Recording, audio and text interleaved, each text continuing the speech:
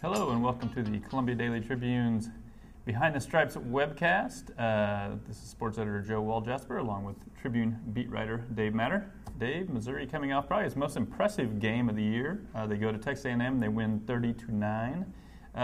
Defensively, I guess we've all sort of come to the conclusion now. We said we were going to hold out judgment until October. They do appear to be for real. Where do you think the biggest improvement they've made from last year to this year defensively? Well, I don't know if there's really one thing we can touch on. They're getting a really good pass rush. They lead the Big 12 in sacks despite not having Alden Smith, their best player the last couple of weeks.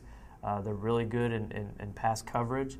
I think a lot of it starts with the secondary and the cornerbacks, how aggressive they're playing, and not just the press man aggressive coverage. I just think they're making a lot of plays on the ball and they're covering receivers really well. And that has given the coaching staff a lot of faith in them and a lot of trust.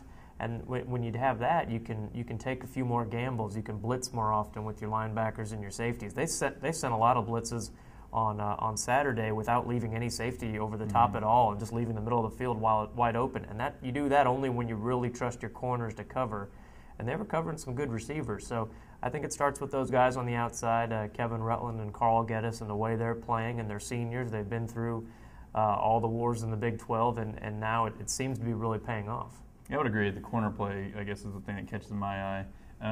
Last year, you would see them, they'd play well and put teams in third and long and then give up big plays, that's what you're not seeing this year. Really, the only big plays that I recall are the two big runs from San Diego State, and then they got about a 60-yard screen pass. Right. Texas A&M did. But other than that, they've been good against the big play. And I think no matter who they shuffle in there on the defense, they tend to I feel like they're setting that, they're kind of moving the line of scrimmage back a little bit on these running plays. I mean, these are guys you have not necessarily heard of. Right. Brad Madison, at least before the year, these types of guys. But I've been impressed with their guys up front too, which coming in the year, that was kind of an area I think we were questioning, the interior defensive line especially, and those guys have been pretty productive. They've been fine. There haven't been any, glaring holes. You haven't seen a lot of big runs. One of the two big runs San Diego State had, Missouri had the wrong line out there, and it wasn't the two middle guys, the two D tackles, because they were on the sideline watching. So I think all in all, it's been really impressive. All right, Blaine Gabbert probably had his best game. Definitely, I think, had his best game of the year. What did we see differently maybe from him against Texas A&M than we had the first 5 games? I thought he hung in the pocket. I thought he was really decisive. He got rid of the ball quickly before the pass rush even had a chance to get to him.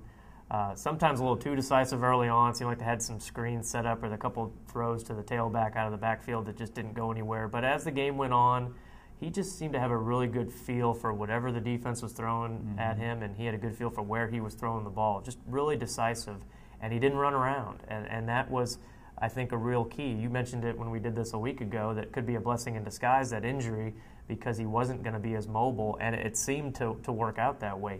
He stood back there in the face of the pass rush and got the ball off without scrambling around, without screwing up the play, let his receivers develop their routes.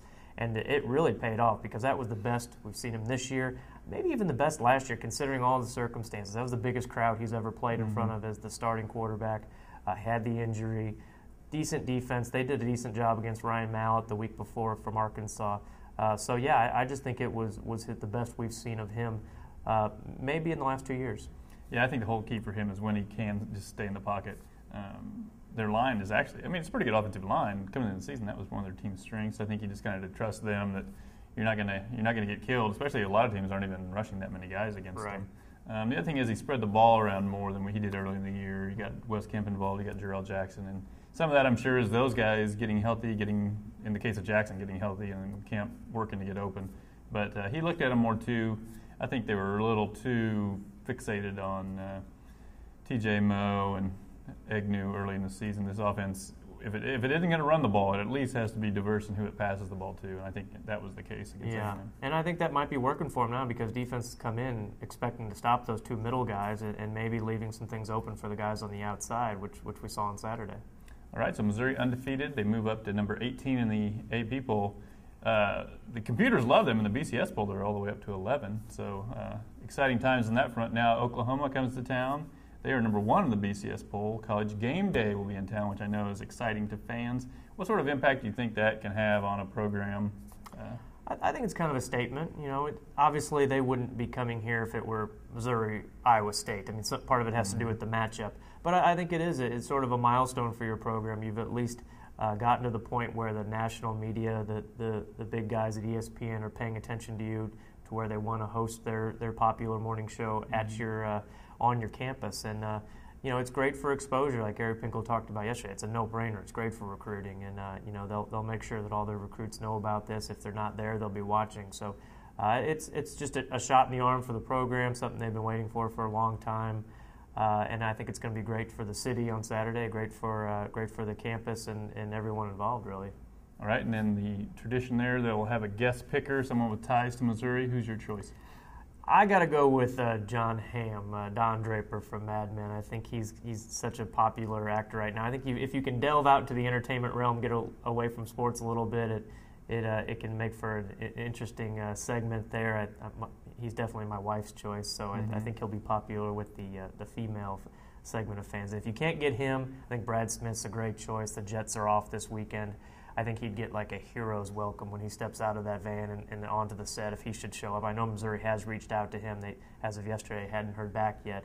But he's the guy that got all of this started with this program and the turnaround 8 years ago. So I think that'd be great. And a good fallback, I think, would be Norm Stewart. He is Mizzou sports, and I think he'd be pretty entertaining on the set with the hosts. I think that the big advantage to John Hamm would be with the Don Draper hair. They're expecting rain. It would just sort of basically just sheen right off, and I think he would still look good. That's a great point. All right. Lastly, Gary Pinkel has never beaten Oklahoma. He talked about this a little bit yesterday at his media conference. What do you think over the course of the 10 years he's been here that's been the separation between Oklahoma and Missouri, those two programs? What do they have that Missouri hasn't? I think you look at the line of scrimmage and the players on the defense and offensive lines. And Missouri's had some good Big 12 college players, but Oklahoma's had a lot of good NFL players up front, and that's been the difference. If you just look at pass protection and the pass rush, in the last 4 meetings, 1-06, 2-07, 1-08, Oklahoma's had 8 sacks. Missouri's only had 2. So they're just defending the pass better up front, and they're protecting better because they have better players, bigger, stronger athletes up front. And then if you look at the running game, and Oklahoma has this reputation for being this explosive pass offense with Sam Bradford and all the great receivers, but they've really killed Missouri with the running game. In those 4 games, Oklahoma has outrushed Missouri 758 to 291. I mean, Missouri hasn't even had 100 yards against Oklahoma in those games. Some of that is the lost yardage on sacks, but they've really just gouged them on the ground and that's without Adrian Peterson. The one matchup where he would have played, he was injured in 2006. So that's been the difference, and I think the equivalent, the talent level at some of the offensive skill positions has been equivalent. Oklahoma's had better players, I think, in the secondary, but I think it all starts up front with the guys that they have on their offense and defensive lines. You even go back to the 07, Missouri's best team. Defensively, they had 4 NFL draft picks in that defense. 3 of them were in the front 7, and still in the second half of that Big 12 championship game, Oklahoma just ran the ball right down their throat. Yeah, they did. I think that's just the biggest difference in these programs right now. All right. Lastly, we have 2 viewer mail questions. We do. A bunch of questions kind of on the same topic. Brandon from Columbia, Tony from St. Louis sort of asked the same question, and that's, is this the biggest game to be hosted on Faurot Field that we can recall or remember? I think it's up there in my memory or my experience. I think every time Nebraska has visited the last 3 times, those have always been big games. Those are ones you talk about throughout the offseason. They're usually early in the year when both teams still have good records. So it rivals those, I think, from 07 and 05, and not so much 03.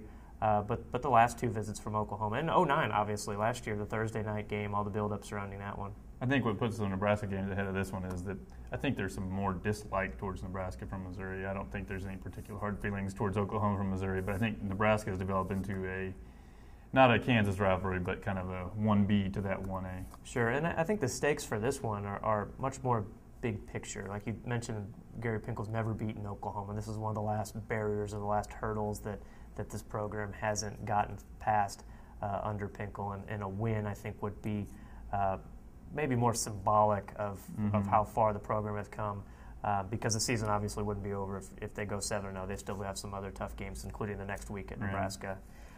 Second question here is from Kurt, and he wants to know if Aldon Smith comes back this week, which Aldon Smith seems pretty confident that he will.